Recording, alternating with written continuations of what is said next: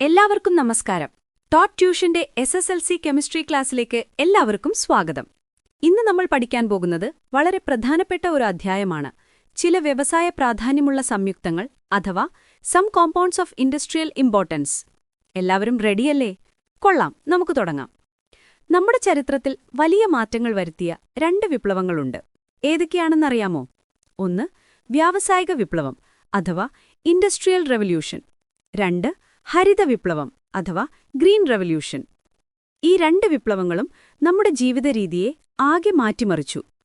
പണ്ടത്തെ ഒരു പരമ്പരാഗത ജീവിതശൈലിയിൽ നിന്ന് നമ്മൾ ഇന്നത്തെ ആധുനിക ജീവിതത്തിലേക്ക് മാറി, അല്ലേ? ഒന്ന് ഓർത്തു നോക്കിക്കേ, പണ്ട് നമ്മുടെ നാട്ടിൽ എവിടെ നോക്കിയാലും വിശാലമായ നെൽപ്പാടങ്ങൾ കാണാമായിരുന്നു. പക്ഷേ ഇന്നോ ആ കാഴ്ചകൾ ഒരുപാട് മാറിയില്ലേ? പ്രകൃതിയിൽ നിന്നാണ് മനുഷ്യൻ കൃഷി ചെയ്യാൻ പഠിച്ചത്. നമ്മുടെ ഇന്ത്യ ഒരു കാർഷിക സമൃദ്ധമായ രാജ്യമാണ്. മെച്ചപ്പെട്ട കൃഷിരീതികളിലൂടെ നമ്മുടെ രാജ്യം ഭക്ഷണത്തിന്റെ കാര്യത്തിൽ സ്വയം പര്യാപ്തത നേടി. ഇതിൽ രസതന്ത്രത്തിന്, അതായത് കെമിസ്ട്രിക്ക്, ഒരു വലിയ പങ്കുണ്ട്. ചെടികളുടെ നല്ല വളർച്ചയ്ക്കും നല്ല വിളവ് ലഭിക്കാനും വളങ്ങൾ അത്യന്താപേക്ഷിതമാണെന്ന് കൂട്ടുകാർക്കറിയാമല്ലോ.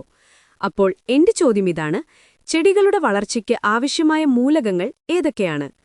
കൃഷി ചെയ്യുന്നതിനു മുൻപ് മണ്ണിൽ ആസിഡ് ബേസ് ലവണങ്ങൾ എന്നിവയുടെ സാന്നിധ്യം പരിശോധിക്കാറുണ്ട്. എന്തിനായിരിക്കും അത്? ആ പരിശോധനയുടെ അടിസ്ഥാനത്തിൽ ആവശ്യമായ പരിഹാരങ്ങൾ ചെയ്യും. ഇത് വിളകൾക്ക് നന്നായി വളരാനും ഏറ്റവും നല്ല വിളവ് തരാനും സഹായിക്കും. ഈ അധ്യായത്തിൽ നമ്മൾ കൃഷിക്കും വ്യവസായത്തിനും പ്രാധാന്യമുള്ള ചില രാസവസ്തുക്കളുടെ നിർമ്മാണത്തെക്കുറിച്ചാണ് പഠിക്കാൻ പോകുന്നത്. റെഡിയല്ലേ? നമുക്ക് അമോണിയയിൽ നിന്ന് തുടങ്ങാം. എന്താണ് അമോണിയ? ചെടികളുടെ വളർച്ചയ്ക്ക് ആവശ്യമായ നൈട്രജൻ അടങ്ങിയ വളങ്ങൾ നിർമ്മിക്കാൻ ഉപയോഗിക്കുന്ന ഒരു പ്രധാനപ്പെട്ട രാസവസ്തുവാണ് അമോണിയ. നമുക്ക് അമോണിയ ഉണ്ടാക്കുന്ന ഒരു ചെറിയ പരീക്ഷണം ചെയ്തു നോക്കിയാലോ? രസമായിരിക്കും. ഒരു വാച്ച് ഗ്ലാസിൽ കുറച്ച് അമോണിയം ക്ലോറൈഡ് എടുക്കുക. അതിലേക്ക് കുറച്ച് കാൽസ്യം ഹൈഡ്രോക്സൈഡ് ചേർത്ത് ഒരു ഗ്ലാസ് റോഡ് ഉപയോഗിച്ച് നന്നായി ഇളക്കുക. ഇപ്പോൾ ഒരു ഗ്യാസ് പുറത്തുവരും. അതാണ് അമോണിയ. അതിന് നിറമുണ്ടോ? ഇല്ല. പക്ഷേ അതിനൊരു പ്രത്യേക മണമുണ്ട്, ഒരു രൂക്ഷഗന്ധം, അല്ലേ? ഇനി നമുക്ക് ഈ ഗ്യാസിന്റെ സ്വഭാവം പരിശോധിക്കാം. നനഞ്ഞു ചുവന്ന ലിറ്റ്മസ് പേപ്പറും നീല ലിറ്റ്മസ് പേപ്പറും ഈ ഗ്യാസിന്റെ അടുത്തേക്ക് കൊണ്ടുവന്നാൽ എന്ത് സംഭവിക്കും? ചുവന്ന ലിറ്റ്മസ് പേപ്പർ നീലയായി മാറും. ഇതിൽ നിന്ന് എന്തു മനസ്സിലാക്കാം? അതെ, അമോണിയയ്ക്ക് ക്ഷാരഗുണം അഥവാ ബേസിക് നേച്ചർ ഉണ്ട്. കൊള്ളാം. അമോണിയയെ ലബോറട്ടറിയിൽ നിർമ്മിക്കുമ്പോൾ അതിലെ ഈർപ്പം കളയാനായി ഒരു ശോഷകസ്തംഭം അഥവാ ഡ്രൈയിംഗ് ടവർ ഉപയോഗിക്കാറുണ്ട്. ഇതിലൂടെ കടത്തിവിടുമ്പോൾ അമോണിയയിലെ ജലാംശം നീക്കം ചെയ്യപ്പെടുന്നു. നിങ്ങൾ ശ്രദ്ധിച്ചിട്ടുണ്ടോ, അമോണിയ ശേഖരിക്കുന്ന ഗ്യാസ് ജാർ തലകീഴായി വെച്ചിരിക്കുന്നത് എന്തുകൊണ്ടായിരിക്കും? കാരണം അമോണിയയ്ക്ക് വായുവിനേക്കാൾ സാന്ദ്രത കുറവാണ്.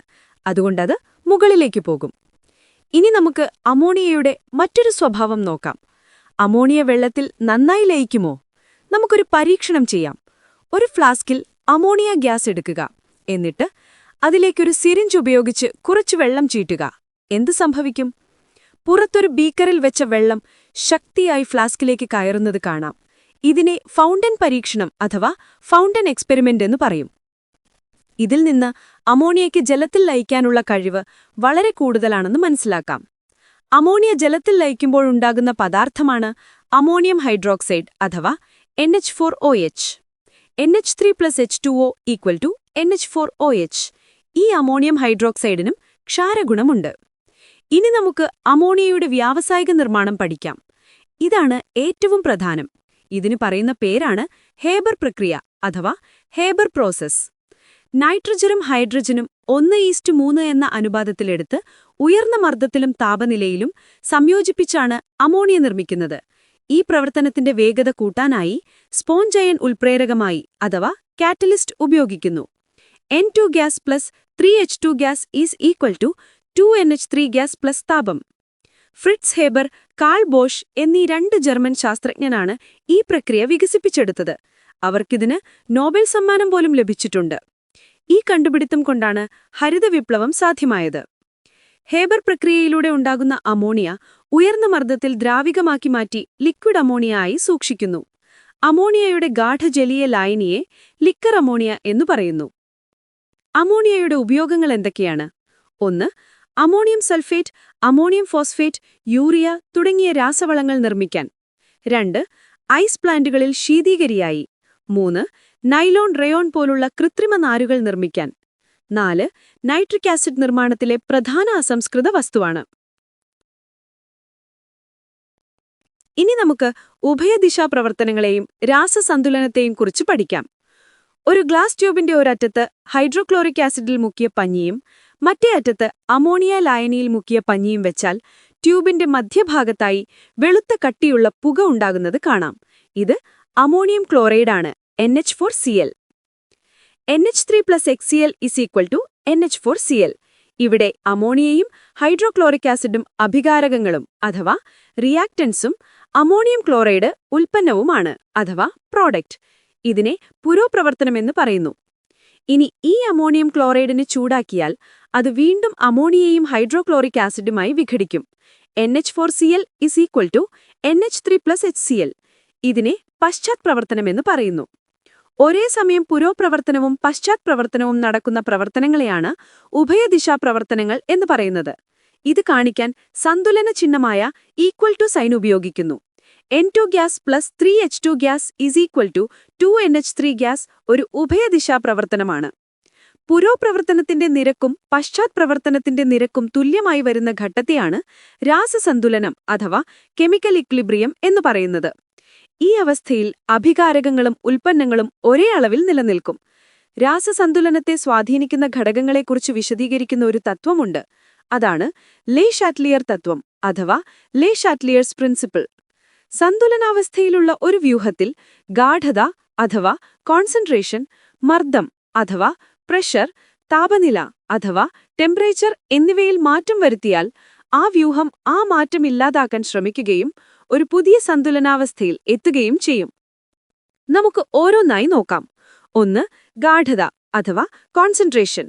N2+3H2 = 2NH3 എന്ന പ്രവർത്തനത്തിൽ നമ്മൾ കൂടുതൽ നൈട്രജൻ ചേർത്താൽ എന്ത് സംഭവിക്കും? സിസ്റ്റം ആ അധികമുള്ള നൈട്രജനെ ഉപയോഗിച്ചു തീർക്കാൻ ശ്രമിക്കും. അതിനായി പുരോപ്രവർത്തനത്തിന്റെ വേഗത കൂട്ടി കൂടുതൽ അമോണിയ ഉണ്ടാക്കും. ഇനി ഉൽപ്പന്നമായ അമോണിയയെ നമ്മൾ അവിടെ നിന്ന് നീക്കം ചെയ്താലോ? അപ്പോഴും സിസ്റ്റം ആ കുറവ് നികത്താൻ വേണ്ടി പുരോപ്രവർത്തനത്തിന്റെ വേഗത കൂട്ടും. അപ്പോൾ അഭികാരകങ്ങളുടെ ഗാഢത കൂട്ടിയാൽ പുരോപ്രവർത്തന വേഗത കൂടും. ഉൽപ്പന്നങ്ങളുടെ ഗാഢത കൂട്ടിയാൽ പശ്ചാത് പ്രവർത്തന വേഗത കൂടും. എളുപ്പമല്ലേ? 2. മർദ്ദം. മർദ്ദത്തിന് വാതകങ്ങളെ മാത്രമേ സ്വാധീനിക്കാൻ കഴിയൂ. N2+3H2 = 2NH3 എന്ന സമവാക്യം നോക്കൂ. അഭികാരകങ്ങളുടെ ഭാഗത്ത് ആകെ എത്ര മോൾ വാതകമുണ്ട്? 1 മോൾ നൈട്രജനും 3 മോൾ ഹൈഡ്രജനുമുണ്ട്. അപ്പോൾ ആകെ 4 മോളുകൾ. ഉൽപ്പന്നത്തിന്റെ ഭാഗത്തോ 2 മോൾ അമോണിയ മാത്രം. അപ്പോൾ 2 മോളുകൾ. പുരോപ്രവർത്തനം നടക്കുമ്പോൾ മോളുകളുടെ എണ്ണം 4-ൽ നിന്ന് 2-ആയി കുറയുന്നു. പശ്ചാത് പ്രവർത്തനം നടക്കുമ്പോൾ 2-ൽ നിന്ന് 4-ആയി കൂടുന്നു. ലേ ഷാറ്റ്ലിയർ തത്വമനുസരിച്ച് നമ്മൾ മർദ്ദം കൂട്ടിയാൽ സിസ്റ്റം മർദ്ദം കുറയ്ക്കാൻ ശ്രമിക്കും. മർദ്ദം കുറയണമെങ്കിൽ മോളുകളുടെ എണ്ണം കുറയണം. അപ്പോൾ ഏതു പ്രവർത്തനത്തിന്റെ വേഗത കൂടും? പുരോപ്രവർത്തനം. കാരണം അപ്പോഴാണ് മോളുകളുടെ എണ്ണം കുറയുന്നത്. അതിനാൽ അമോണിയ നിർമ്മാണത്തിൽ ഉയർന്ന മർദ്ദം ഉപയോഗിക്കുന്നത് കൂടുതൽ ഉൽപ്പന്നം ലഭിക്കാനാണ്. രസകരമല്ലേ?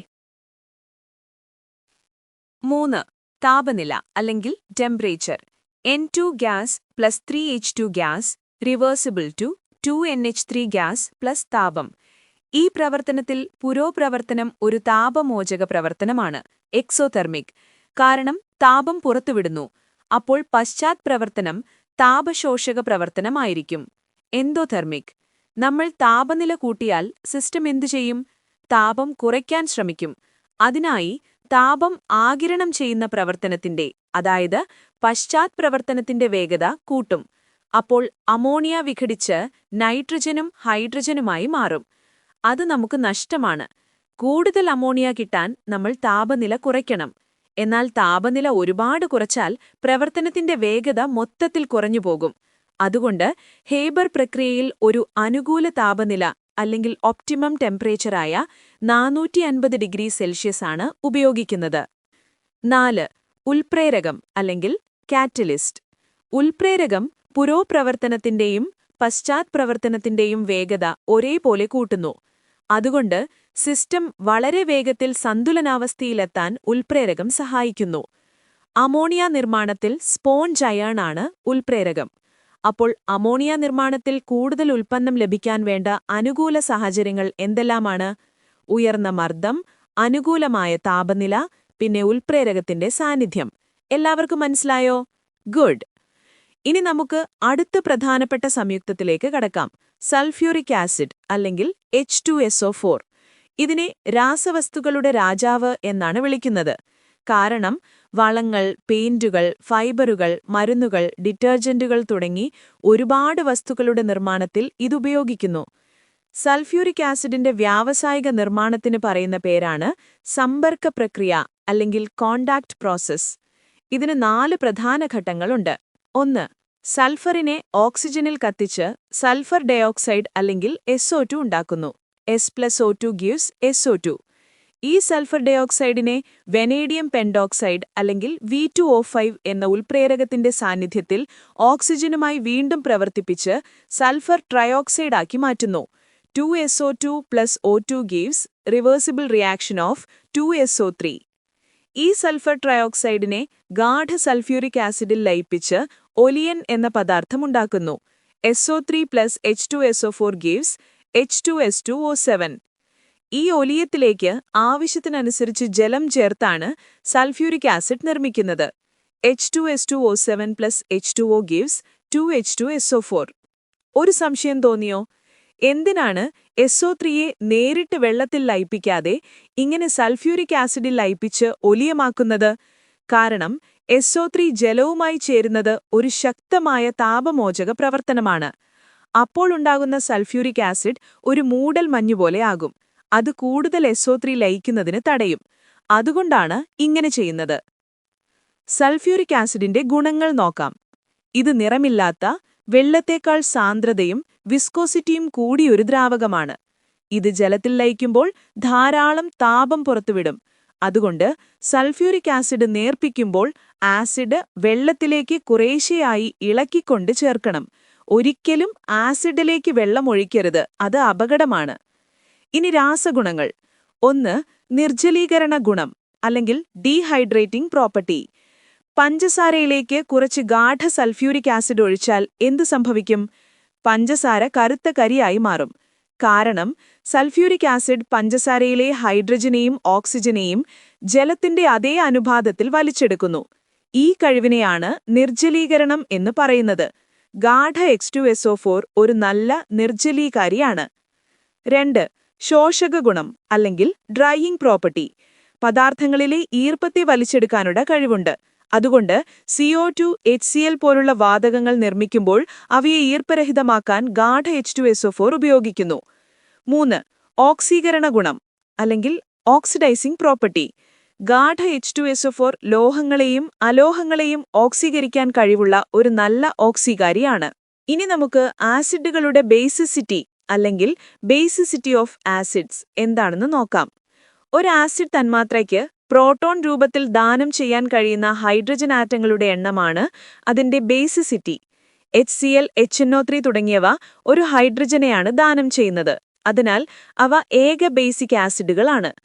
H2SO4, H2CO3 എന്നിവ 2 ഹൈഡ്രജനെ ദാനം ചെയ്യും. അവ ദ്വിബേസിക് ആസിഡുകളാണ്. H3PO4 ഫോസ്ഫറിക് ആസിഡ് 3 ഹൈഡ്രജനെ ദാനം ചെയ്യും. അതൊരു 3 ബേസിക് ആസിഡ് ആണ്.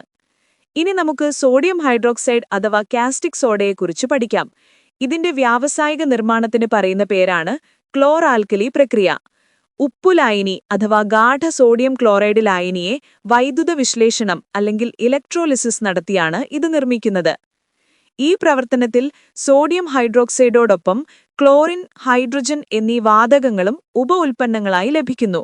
സോപ്പ്, ഡിറ്റർജന്റ്, പേപ്പർ, റേയോൺ എന്നിവയുടെ നിർമ്മാണത്തിന് NaOH വ്യാപകമായി ഉപയോഗിക്കുന്നു. അടുത്തത് ഹൈഡ്രോക്ലോറിക് ആസിഡ് അല്ലെങ്കിൽ HCl. ഹൈഡ്രജനും ക്ലോറിനും നേരിട്ട് സംയോജിപ്പിച്ചാണ് ഇത് നിർമ്മിക്കുന്നത്. ഇതൊരു താപമോചക പ്രവർത്തനമായതുകൊണ്ട് നടക്കുന്ന റിയാക്ടറിനെ HCl ഓവൻ എന്നാണ് പറയുന്നത്.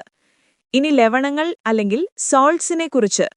ഒരു ആസിഡും ബേസും തമ്മിൽ പ്രവർത്തിക്കുമ്പോൾ ലവണവും ജലവും ഉണ്ടാകുന്ന പ്രവർത്തനമാണ് നിർവീരീകരണം അല്ലെങ്കിൽ ന്യൂട്രലൈസേഷൻ. ഉദാഹരണത്തിന് HCl plus NaOH gives NaCl plus H2O. എല്ലാ ലവണങ്ങളും ന്യൂട്രൽ അല്ല. ഒരു ശക്തിയേറിയ ആസിഡും ശക്തിയേറിയ ബേസും അല്ലെങ്കിൽ സ്ട്രോങ് ബേസും ചേർന്നുണ്ടാകുന്ന ലവണം ന്യൂട്രൽ ആയിരിക്കും. ഉദാഹരണത്തിന് NaCl. ഒരു ശക്തിയേറിയ ആസിഡും ദുർബലമായ ഒരു ബേസും ചേർന്നുണ്ടാകുന്ന ലവണത്തിന് ആസിഡ് സ്വഭാവമായിരിക്കും. ഉദാഹരണത്തിന് അമോണിയം ക്ലോറൈഡ് അല്ലെങ്കിൽ NH4Cl. ഒരു ദുർബലമായ ആസിഡും ശക്തിയേറിയ ബേസും ചേർന്നുണ്ടാകുന്ന ലവണത്തിന് ബേസിക് സ്വഭാവമായിരിക്കും. ഉദാഹരണത്തിന് സോഡിയം കാർബണേറ്റ് അല്ലെങ്കിൽ Na2CO3. അവസാനമായി നമുക്ക് വളങ്ങളെക്കുറിച്ച് നോക്കാം. സസ്യങ്ങൾക്ക് വളർച്ചയ്ക്ക് ആവശ്യമായ പോഷകങ്ങൾ നൽകുന്ന പദാർത്ഥങ്ങളാണ് വളങ്ങൾ. കാർബൺ, ഹൈഡ്രജൻ, ഓക്സിജൻ എന്നിവ പ്രകൃതിയിൽ നിന്ന് തന്നെ സസ്യങ്ങൾക്ക് ലഭിക്കും. എന്നാൽ നൈട്രജൻ, ഫോസ്ഫറസ്, പൊട്ടാസ്യം എന്നിവ ധാരാളമായി വേണ്ടിവരും. അവയെ പ്രാഥമിക പോഷകങ്ങൾ എന്നു പറയുന്നു. കാൽസ്യം, മഗ്നീഷ്യം, സൾഫർ എന്നിവ കുറഞ്ഞ അളവിൽ മതി. അവ ദ്വിതീയ പോഷകങ്ങൾ. ഇരുമ്പ്, മാംഗനീസ് പോലുള്ളവ വളരെ ചെറിയ അളവിലേ വേണ്ടൂ. അവയെ സൂക്ഷ്മ പോഷകങ്ങൾ എന്നു പറയുന്നു. തുടർച്ചയായി ഒരേ സ്ഥലത്ത് കൃഷി ചെയ്യുമ്പോൾ മണ്ണിലെ പോഷകങ്ങൾ നഷ്ടപ്പെടും. അത് നികത്താനാണ് നമ്മൾ രാസവളങ്ങൾ ഉപയോഗിക്കുന്നത്. NPK വളങ്ങളെന്ന് കേട്ടിട്ടില്ലേ?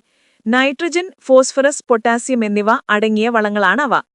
അപ്പോൾ ഇത്രയുമാണ് ഈ അധ്യായത്തിലെ പ്രധാന കാര്യങ്ങൾ. എല്ലാവർക്കും മനസ്സിലായി എന്ന് വിശ്വസിക്കുന്നു. സംശയങ്ങളുണ്ടെങ്കിൽ ചോദിക്കണം കേട്ടോ. പിന്നെ നമ്മുടെ ഈ ടോപ്പ് ട്യൂഷൻ സെന്ററിൽ ചെറിയ ബാച്ച് സൈസിലാണ് ഹൈസ്കൂൾ ക്ലാസുകൾ ഉള്ളത്. അപ്പോൾ നല്ല മാർക്ക് വേണമെന്നുണ്ടോ? എങ്കിൽ എത്രയും പെട്ടെന്ന് ഞങ്ങളുടെ ഫേസ് ടു ഫേസ് ക്ലാസ്സിൽ ജോയിൻ ചെയ്യുകയോ അല്ലെങ്കിൽ യൂട്യൂബ് ക്ലാസ്സസ് ഉപയോഗിക്കുകയോ ചെയ്യുക. പാലക്കാട് നിവാസികളെ ടോപ്പ് ട്യൂഷന്റെ ഫേസ് ടു ഫേസ് ക്ലാസ്സിലേക്ക് സ്വാഗതം ചെയ്യുന്നു. കൂടുതൽ അറിയുവാൻ 8000606363 എന്ന നമ്പറിലേക്ക് വിളിക്കുക.